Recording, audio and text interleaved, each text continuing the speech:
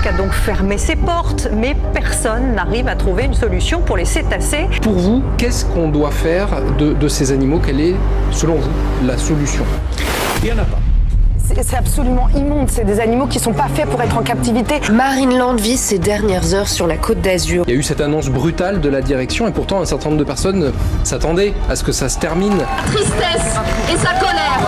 Parfois militer, c'est accepter de se taire. Le feuilleton autour des orques du Marineland d'Antibes semble être plus que jamais dans une impasse. Et donc sur les orques, on va trouver la solution avec vous et la ministre va travailler avec vous, je vous promets. Le parc ouvre ses portes le 22 juin 1970 avec l'ambition de faire découvrir le monde marin au grand public. Dès ce jour, le parc récolte des milliers de visiteurs qui viennent assister au spectacle de dauphins ou encore aux représentations des orques. C'est un public souriant qui ne se doute pas de la souffrance animalière qui se cache derrière.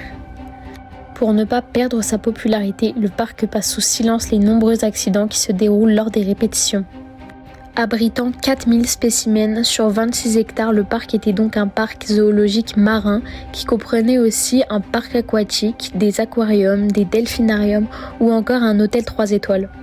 425 000 visiteurs par an, c'était l'un des sites touristiques les plus visités de la région Provence-Alpes-Côte d'Azur. À cause d'une baisse de fréquentation lorsqu'une orque est décédée quand ils ont essayé de la changer de bassin, ou encore à cause de la loi du 30 novembre 2021 qui interdit les spectacles de cétacés en France à l'horizon 2026, le parc ferme ses portes le 5 janvier 2025.